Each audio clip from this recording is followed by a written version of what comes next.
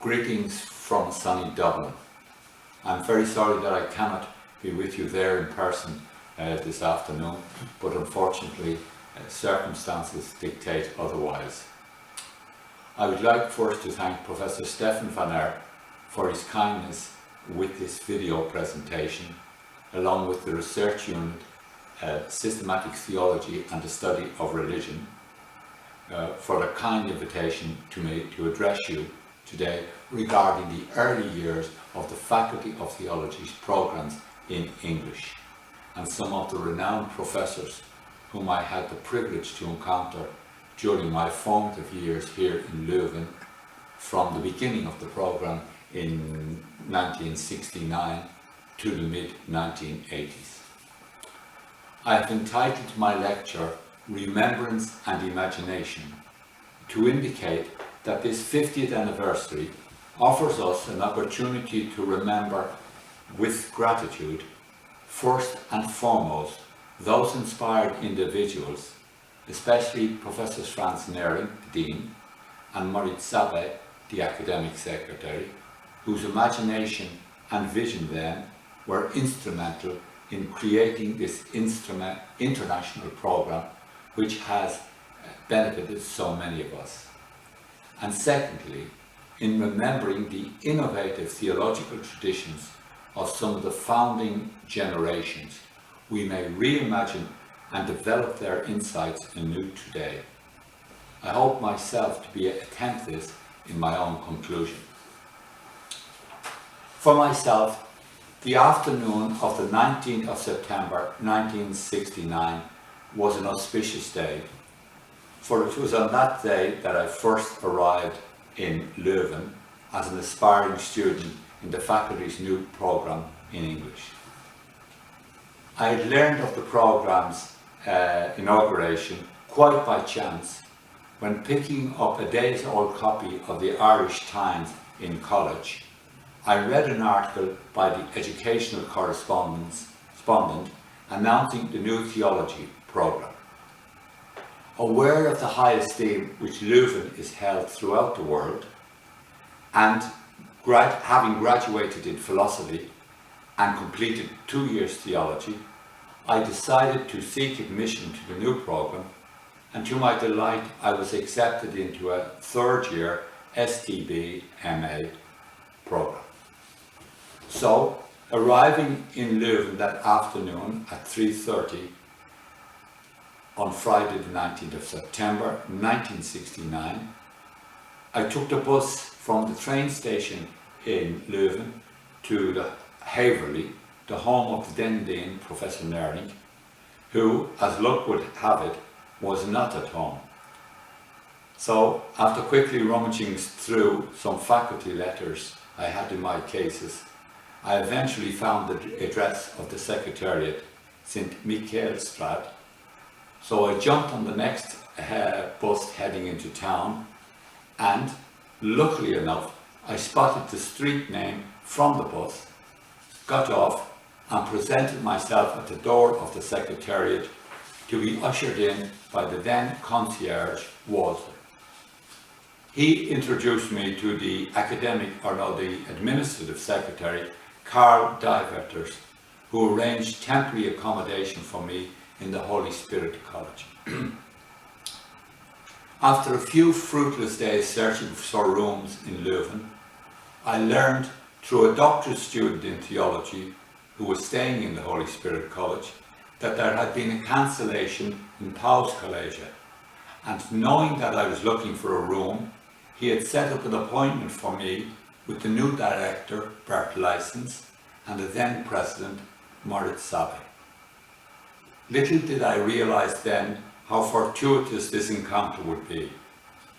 For not only was the Paul's College an ideal location, but I subsequently developed a very close friendship with Professor Moritz Sabe, whose support and influence on me throughout my life has been inestimable.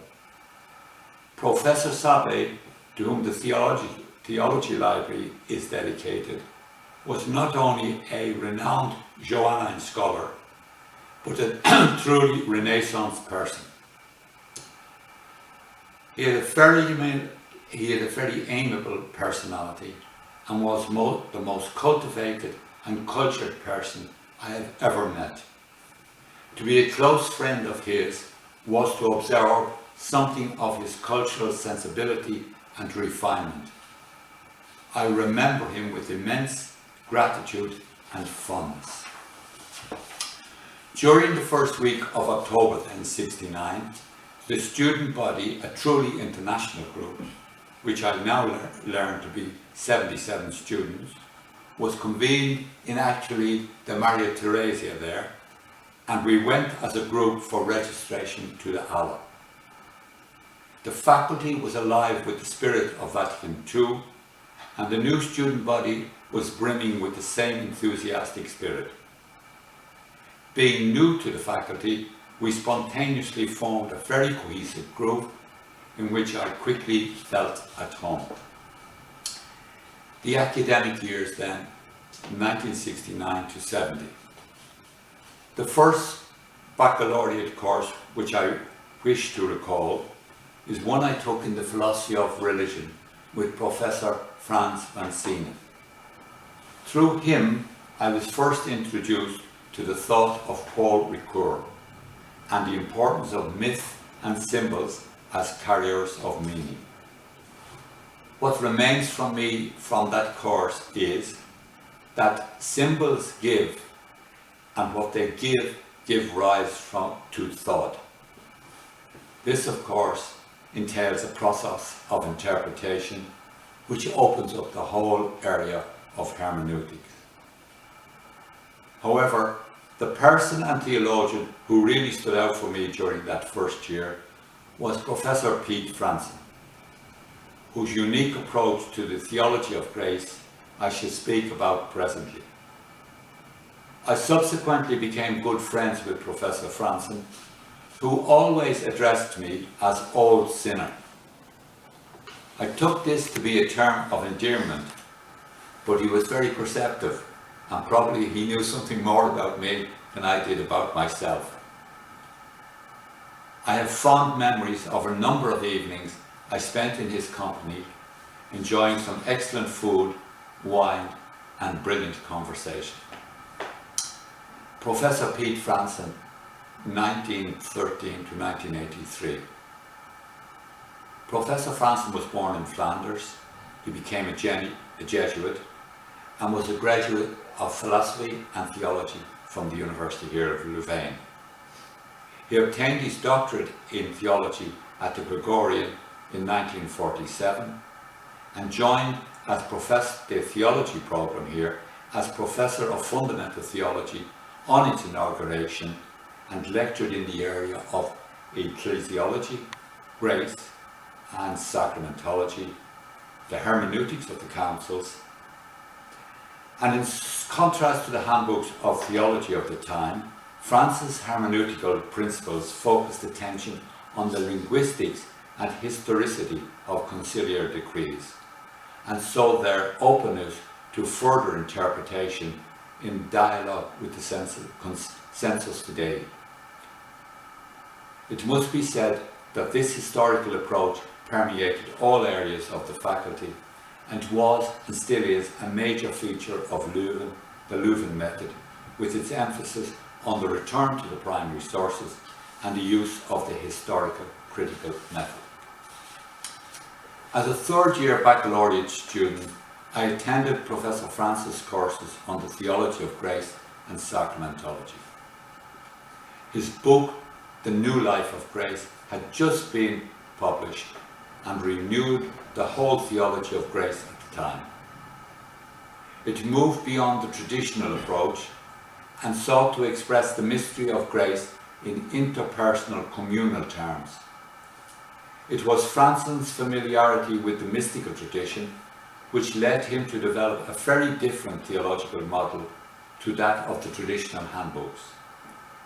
In one fell swoop, he surmounted the handbook categories of grace as actual, habitual, prevenient, sanctifying, etc., expressing grace in personalist and communal terms as an encounter between God and a person within the context of our human Christian experience with the others in the world. With regard to the sacraments, like Edward Schillebeeckx, Franzen taught that these no longer needed to be regarded as signs pointing to something which conferred grace ex operato, but were rather symbolic activities and ritual celebrations inviting the recipient's personal faith response into an encounter with Christ, who was the primordial sacrament and the perfect communion of human and divine. Even more fundamentally, Franzen believed that such a renewed theology of grace held the key to the perennial controversies about grace and free will. Since the time of Augustine, Western theology had been preoccupied with the dilemma of God's absoluteness and contingent human liberty, or to put it another way, whether belief in God inevitably threatens human freedom and dignity. It was Franzen's contention that a renewed theology of grace could resolve this dilemma. While agreeing with his colleague, Professor Walgrave, and in the latter's book, Geloof and Theology in Crisis, Faith and Theology in Crisis, that the 16th century was a pivotal period for the theology of grace, Franzen took his own unique approach to the issue, tracing the development of the novel approach to grace through the various theological disputes of the 16th and 17th century onwards. According to Walgrave, from the 5th to the 16th century, the basic assumption of patristic and medieval theology had been that human existence was oriented towards transcendence. Within this perspective, the supernatural was seen as an intrinsic orientation within humanity, and not, as it later became, some additional extra supranatural entity superadded to an already self-contained, purely human nature. However, it was this latter outlook which prevailed. So a chasm emerged between supernatural and pure nature, and with it the idea that there existed a pure nature created for its own sake, with its own end and beatitude. To overcome this juxtaposition of natural and supernatural, Franzen proposed a new model, relying especially on two Flemish mystics, namely Jan van Ruysbroek and Hadwig. Plotinus' idea of the exitus reditus, developed by Pseudo-Dionysius, Dionysius the Areopagite, was envisaged by Ruysbroek as the flowing and ebbing of the tides within a divine ocean of love, and Hadwig had described it as a loving relationship. Such images readily evoke the personalist categories of encounter and presence, where relations between persons flow gratuitously and freely. To ward off any danger of a latent individualism, Franzen stressed the fact that one cannot become oneself except in and through our encounter with the other. So he emphasized the basic reality of the community of faith. Franzen believed that this approach would overcome the central dilemma of our Western theology, which viewed God and humanity as rivals, by insisting that, through the divine initiative, they were involved in a loving relationship and partnership. Furthermore, he emphasized the universalistic aspect of grace as primarily God's living and loving presence in the whole world through creation, and he constantly spoke of the indivisible church of humanity. I think one may best summarize Franzen's theology of grace in a quotation he often used. I think he took it from his good friend and fellow Jesuit, Pete Schoenenberg. that our humanization is our divinization, and our divinization is our humanization. Consequently, the more human and involved we find ourselves, the more signs we detect of the divine presence.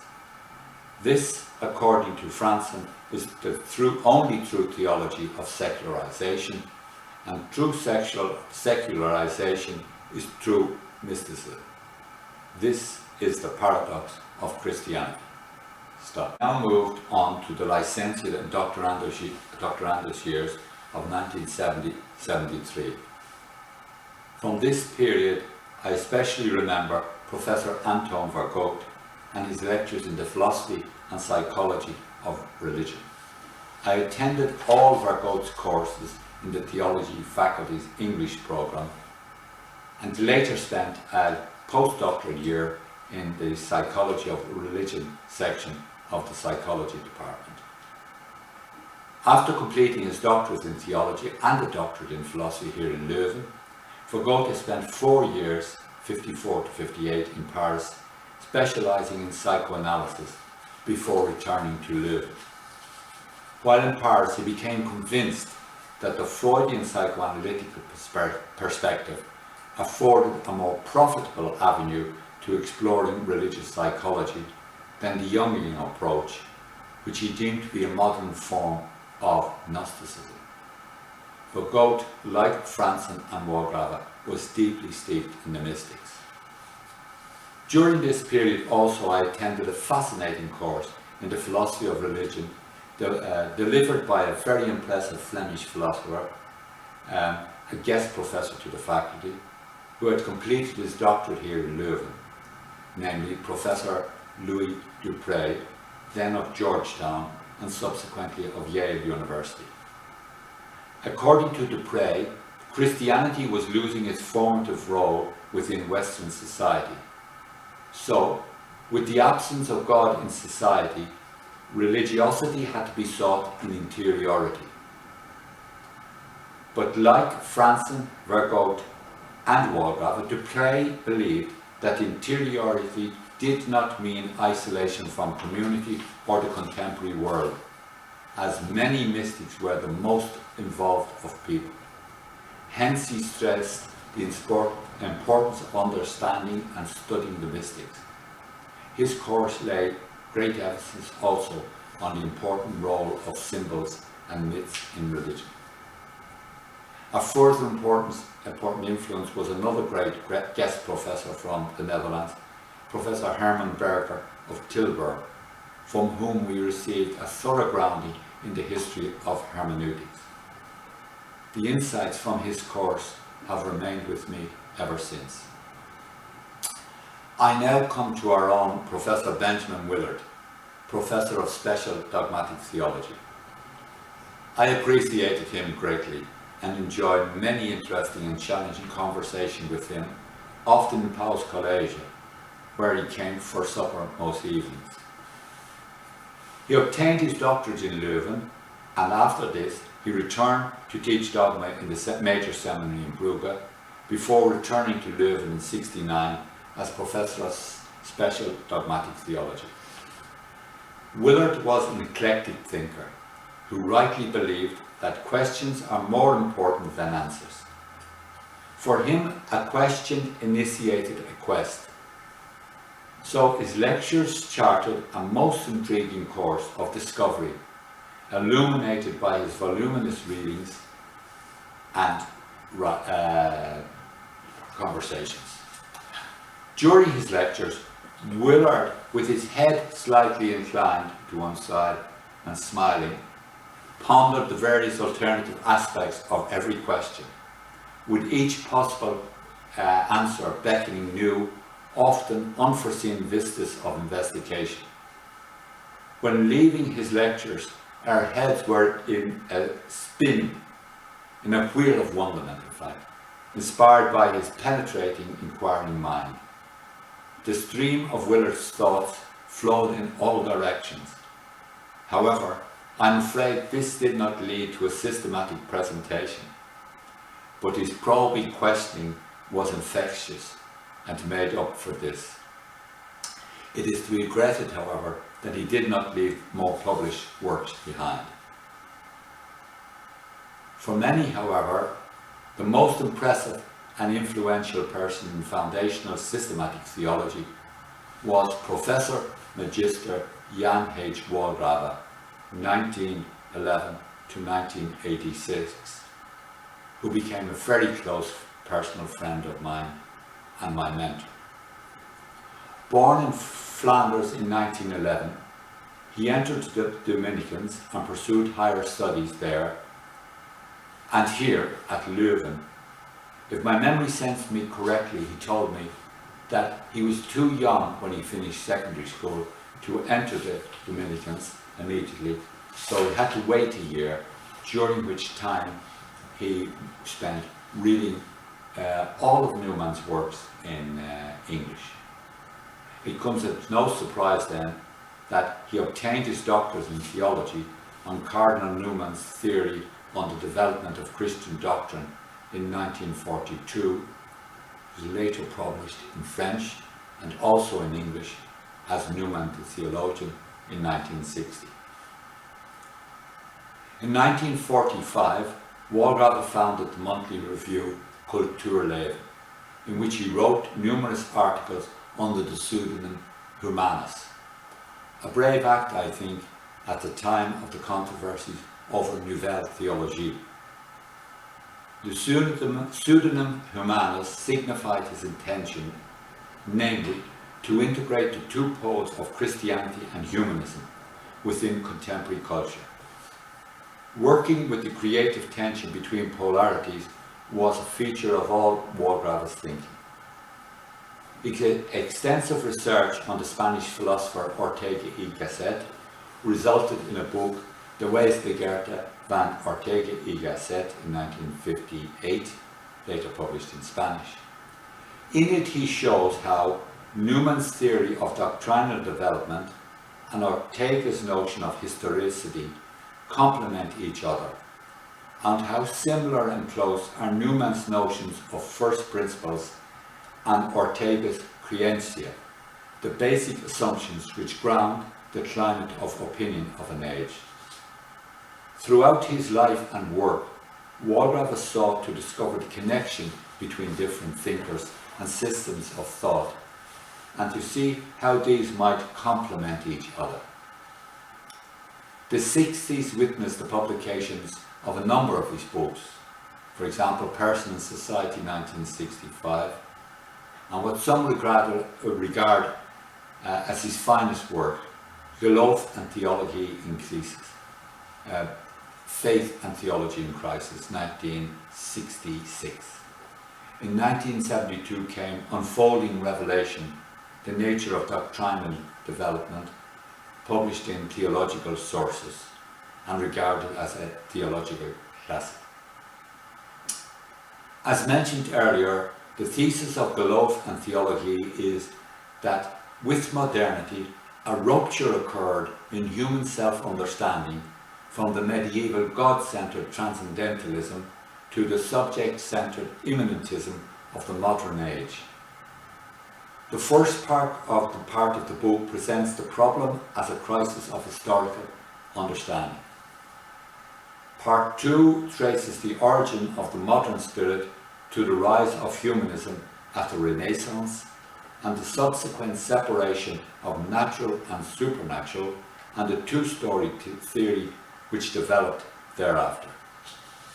According to Walraven, from the 16th century onwards, the supernatural came to be regarded as an additional, optional extra, which is only extrinsically related to the natural by a sovereign act of God. Human nature was then regarded as self-sufficient, directed towards its own natural end, which could be achieved through its own inherent capacities within this world. Consequently, the supernatural became superfluous and could be dispensed with. Through a wealth of historical data, Walraven then demonstrates how this modern reversal led to rationalism, naturalism, and thereafter through deism to atheism, The third and final part of the book points towards a solution in a personalist philosophy. In contrast to rationalistic naturalism, Walgrave saw personalism as moving us beyond the narrow individualism which focuses on self-fulfillment and instead understands human beings as beings for others. This, he felt, offers new opportunities for the rebirth of a genuinely human and Christian theological synthesis. On a personal note, Walgrave unfortunately suffered from ill health and heart problems throughout his life. It ran in his family. I frequently visited him in his room, where for relaxations he would read detective novels. Often when unwell, I would be brought into his bedroom and find him lying on the bed in a darkened room listening to his favourite composer, Mozart, or thoughtfully developing the next article in his mind's eye. He could develop the article in his head, and all he'd say to me then, all I need to do now is get the strength to go back to my desk and write it down. However, when well, he could enjoy life and good company, and of course good food and fine wine. On a number of occasions, at the end of an enjoyable evening around the dinner table, I witnessed him stand up and demonstrate to all how he could still stretch and touch his toes. He used to say to me that there were two ways to heaven: the ascetic way of Don Columba Marmion, the Irish Benedictine abbot of Maritsu, who enjoyed the fruits of this life and was a quite portly gentleman. With a chuckle, Walgrave would then add that he had chosen Don Marmion's way, but of course he kept himself very trim and fit. Professor Walgrave's licentiate courses. The new theology program in English opened up the most significant chapter in Walgrave's academic career with his appointment as Professor of Fundamental Theology. And from the beginning of 1969 until 1984, he prepared a new course every year for his licentiate and doctorate programs. His thought-provoking lectures inspired a whole generation of students, and the many licentiate and doctorate dissertations he promoted inaugurated a new theological tradition at Leuven, which now reverberates throughout the world. If I recall correctly, Walgrave's first 1969-70 lectures treated John Henry Newman. I attended his 1970-71 course as a first licentiate student, and he became the director of my doctorate dissertation on Baron Frederick von Hugel's philosophy of religion. During that first licentiate year, students were treated to a unique combination of courses in fundamental theology, with the primary focus on religious experience, from three of the most distinguished professors in the faculty, namely Professor Franzen, Professor Webrod, and Professor Walgrave, all working quite independently. If one had to differentiate the approach of each, one would say that Franzen's was more historical, theological and mystical, Vergote's more psychological and linguistic, and Walgrave's more philosophical and systematic. Walgrave's 1970-71 course was entitled The Problem of God. After briefly introducing the issues, the first chapter explored the notion of experience from Aristotle to Husserl, and then continued with an in-depth analysis of experience in the radical empirical philosophies of William James, John Dewey, Peirce, and the more advanced and nuanced positions of Alfred North Whitehead. This was followed by a section of Walgrave's own remarks and reflections. I now move on to some of my own reflections on the notion of radical empiricism. I would say that radical empiricism is an organic, holistic, descriptive philosophy.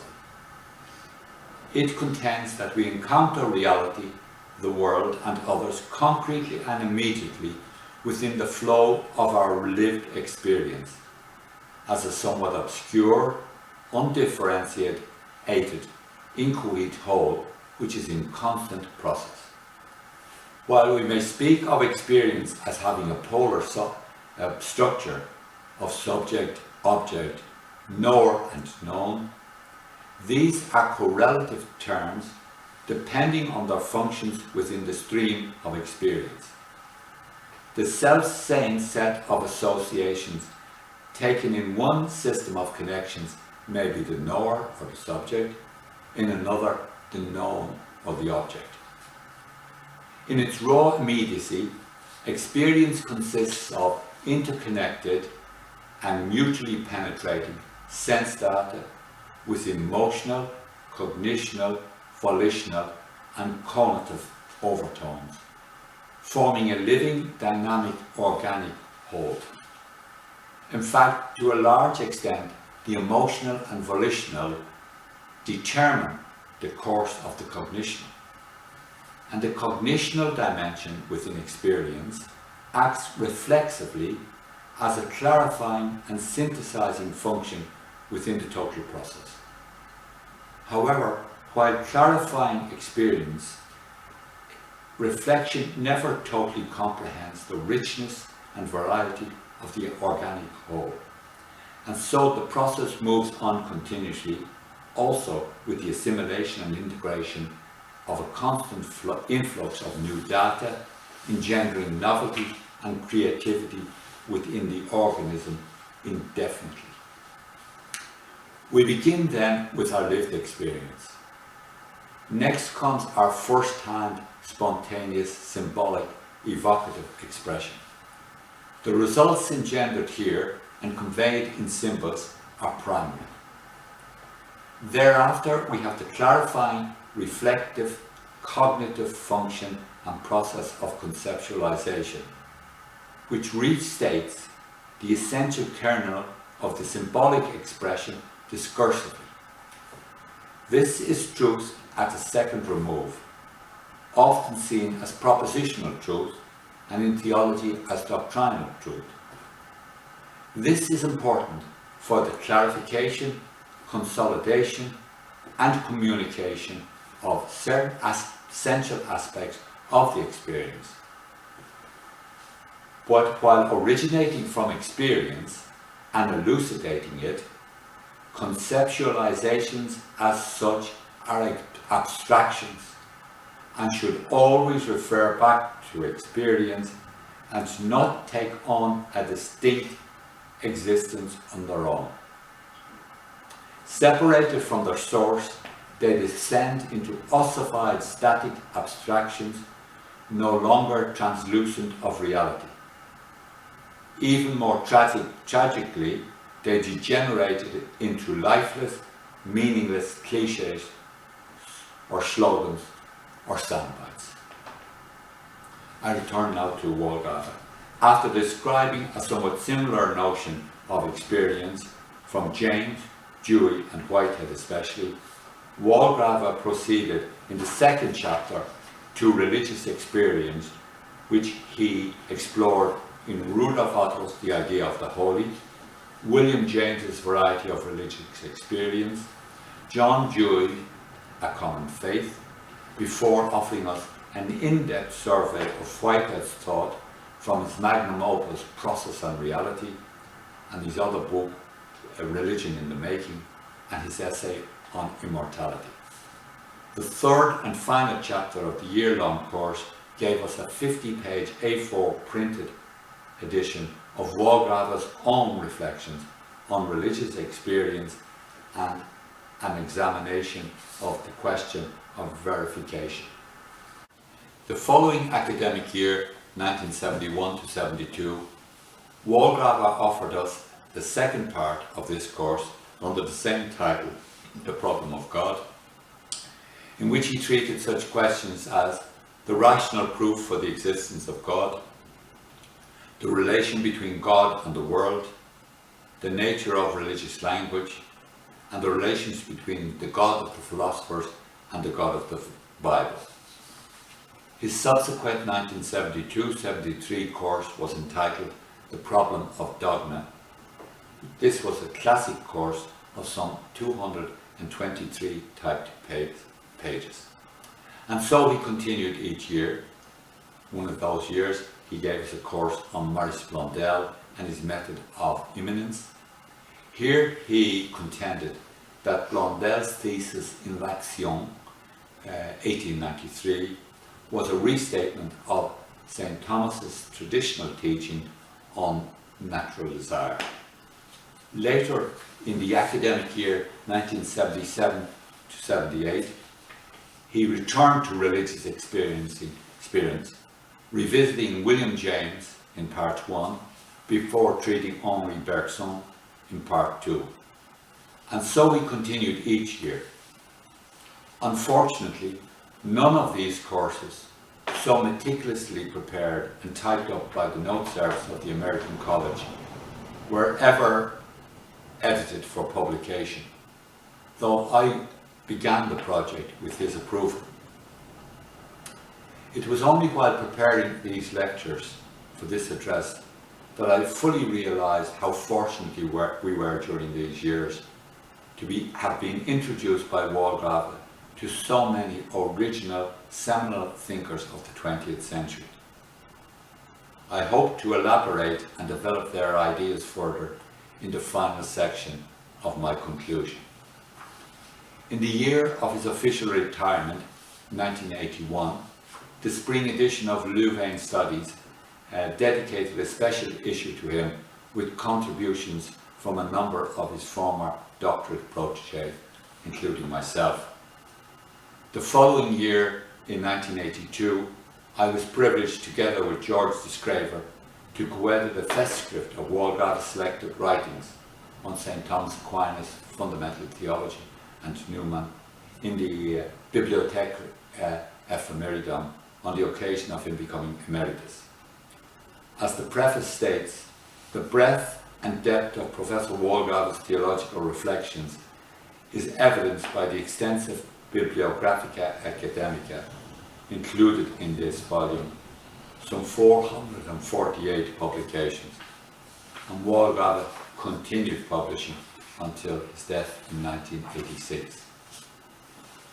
In the meanwhile, I had left Leuven on a 2-year fellowship to the University of St. Andrews, Scotland, 1973-75, to research their von Hugel archives along with other modernist archives throughout the whole of the United Kingdom. During this time, Walgrave and I corresponded, and after sending him the text of some unpublished counsels which von Hugel's spiritual director, the Abbé Henri Huvelin, had given to von Hugel on the eve of the modernist crisis, Walgrave wrote to me on the 14th of September 1974, just to mention that Huvelin had been also the spiritual director of Charles de Foucault and Maurice Blondel. Anyway, Walgrave wrote to me on the 14th of September 74. The text of Huvelin's advice to von Hugel is marvellous. I read and reread it over again. I just need it. Since the end of the academic year, I have been ill. It is humiliating to be unable to do any serious work.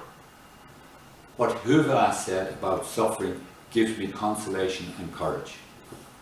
And after offering me some encouragement in my own research, he went on. We not only need good theology, but deep contact with good Christians as von Hugel. You cannot study him seriously without becoming better. That is the thing I wish for you in the first place, Shay. I returned to Leuven in July 75, and the following year I took up an assistantship in modern church history with Professor Karl Blochs, and after defending my doctorate thesis in December 78, I began lecturing in the second semester in modernism and its antecedents in the licentiate program. However, although I transferred to church history, my friendship with Walgava continued during all of those years, and even after I returned to Ireland in '73, we corresponded regularly. Then, on the 16th of November 1984, he wrote to me asking if I would help him revise for publication his final course entitled An Essay Towards a Meta-Theology, a Critical Dialogue with Bernard Lund. I gladly accepted, and we worked on his notes together throughout '85, but due to his recurrent ill health, it took longer than expected.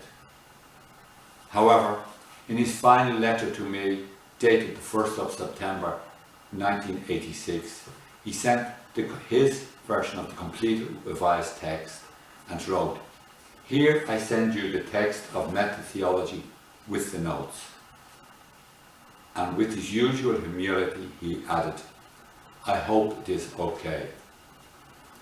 Professor Magister Jan H. Walgava died the following month on the 17th of October 1986 at the age of 75. After his death, I sent the completed text to Leuven for publication, but unfortunately no publication materialized. I would like to end this remembrance of Professor Walgava with a quotation from his 1977-78 course on William James and Henri Bergson. In the very final remark at the end, he wrote the following, and I quote, "I indeed feel at home with Newman and William James, as well as Thomas Aquinas.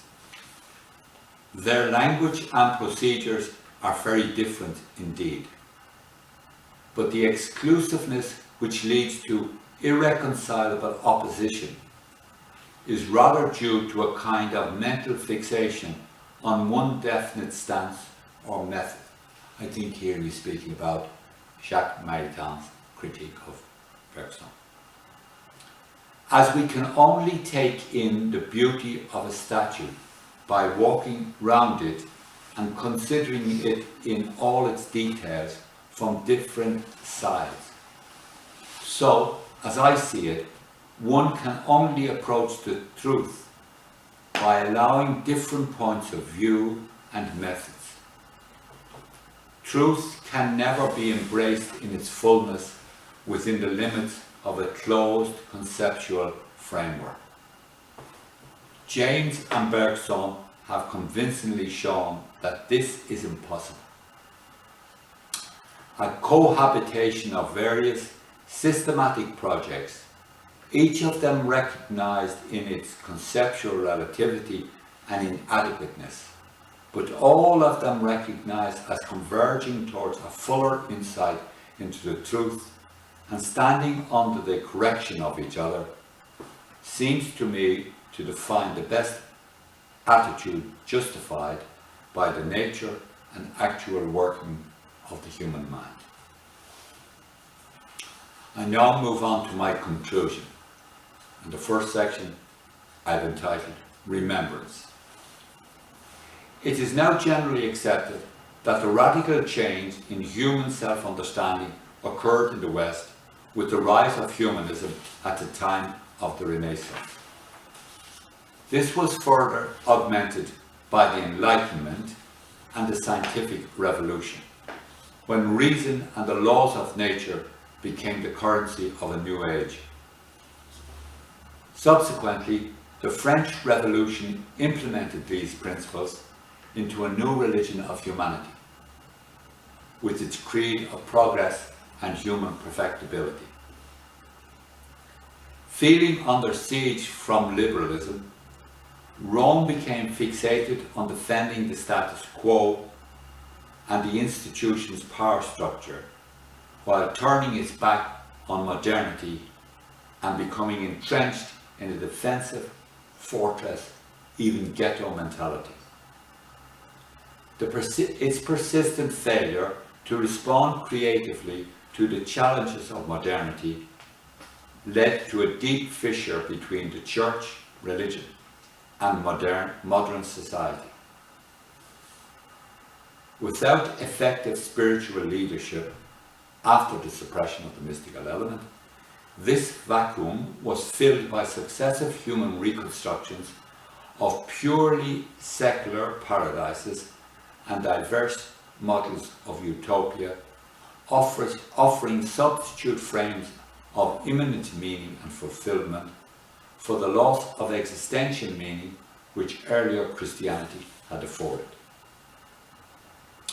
Within this general context, and in the wake of the devastation of the theological landscape wrought by the condemnation of modernism in 1907, seen by Rome as the heresy of all heresies, and thereafter of Nouvelle Theologie during the 30s and 40s, our Leuven predecessors pursued their early theological research.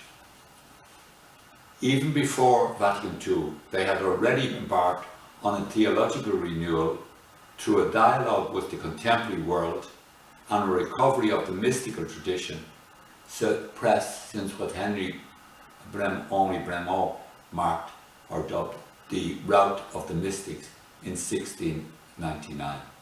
Bremont was here thinking of quietism, its suppression, and the condemnation of pure love, and also of the disastrous controversies between Bossuet and Venom.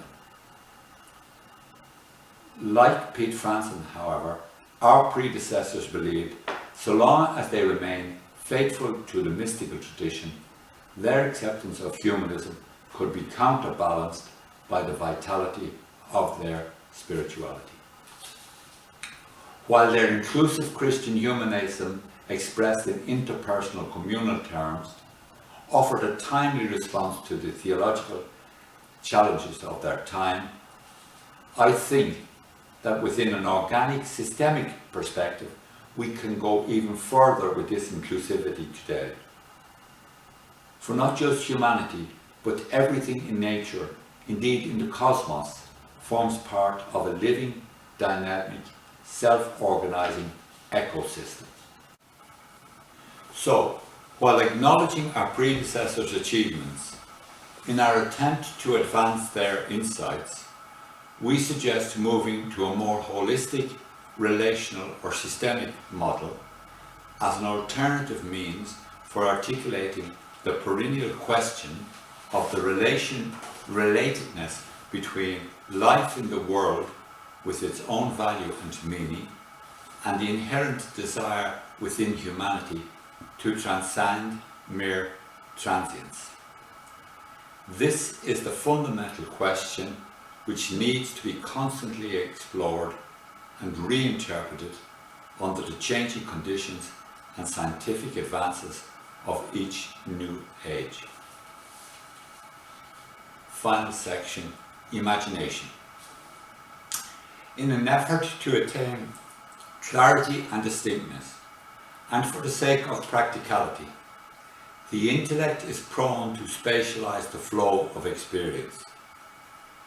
Consequently, we tend to view the world in terms of static, independent, substantive categories.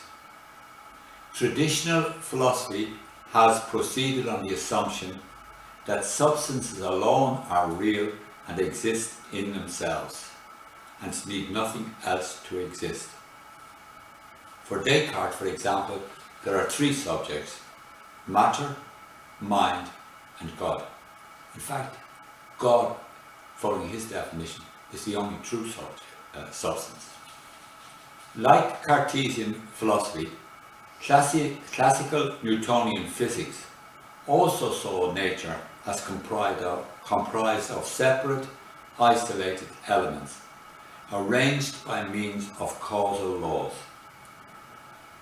This delivered a mechanistic picture of the world as a clockwork, with God as the master clockmaker, witness William Paley and the deists. Modern quantum theory has demonstrated that far from being comprised of independent, isolated elements, nature and our world form an indivisible, interactive holistic system.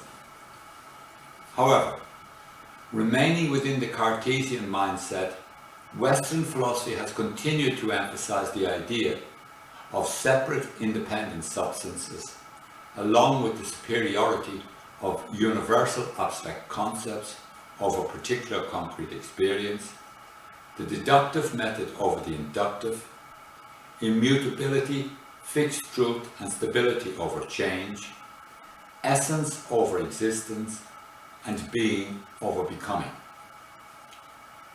The former of these are all part of the Western tradition utilized by Western theology also in treating God, beginning with Aristotle's notion of God as the unmoved mover. Following Bergson and James, we suggest that the notion of a self-contained substance is a mere construct, masking the living organic world of concrete experience. For example, as Bergson tells us, our concrete experience of time is of duration, with a continuity of qualitative changes which permeate and melt into one another. What occurs in practice and in everyday language is that the distinctness and succession of spatial data is projected onto the continuity of time. The result is conventional quantitative clock time with its second or minute hands ticking away in succession one after the other. So common sense assumes naively that simple location is the way entities exist concretely in space-time. This disconnected, disjunctive version of reality is a pure abstraction and lies at the basis of Bergson's critique of conditional philosophy. It is what Whitehead terms the fallacy of misplaced concreteness. A concrete analysis of our lived experience points in the direction of a philosophy of organism or systems theory, where everything is in process, intertwined and influenced by everything else. Instead of focusing on abstractions, we need to focus on the real concrete flow of ever-changing, interdependent, co-evolving relational processes within a self-organizing, integrated system. Moving on now to the possible discernment of some latent religiosity within this experience. Let us first remind ourselves that the secret of religion lies in the fact that it gives each human life a value and meaning during its transient passage on earth within the overall context of eternity. This seemingly simple but profound message is at the heart of the Galilean origins of Christianity. As an historical religion, Christianity's central message has been fleshed out and witnessed in the mystery of love, concretely portrayed in the life and person of Jesus. 1 John 4, 8, 16b. This simple message offers, I think, a deep metaphysical insight into the nature of reality. Furthermore, in exploring the possibility of some intimations of the spiritual or religious within the context of an organic perspective, may I suggest that one might glean a dim, vague religious sense in the feeling of connectedness to, participation in, dependence upon, or interdependence with an all-encompassing whole. Or again, in the feeling of an enduring permanence or beneficence, or maybe an intentional harmony, beauty, or unity in the making, amidst yet beyond the persistent change and constant flux of life. Should we wish to pursue the matter further into the specifically religious domain, I suggest that the plausible empirical avenue is through a detailed examination of some specifically religious experiences, as these are encountered and expressed, for example, in a heightened form in the mystics. Rational proofs are of no avail here. Mysticism, however, offers us a unique vantage point to investigate evidentially the variety of experiences which constitute the specifically religious experience. Hopefully, an investigation into the data gleaned from the mystic's keen intuitive sense would lead, through a meditative exploration of their witness and evocative symbolization, to a reconstitution of the engendering experiences and ultimately to the underlying ground or originating source of that experience. Realizing that religious experiences are open to diverse interpretation, I suggest nevertheless that some such approach might afford us an opportunity, through imaginative reflection, to render more intelligible and communicate more meaningfully for modernity humanity's perennial existential predicament. Thank you very much for your attention. Good afternoon.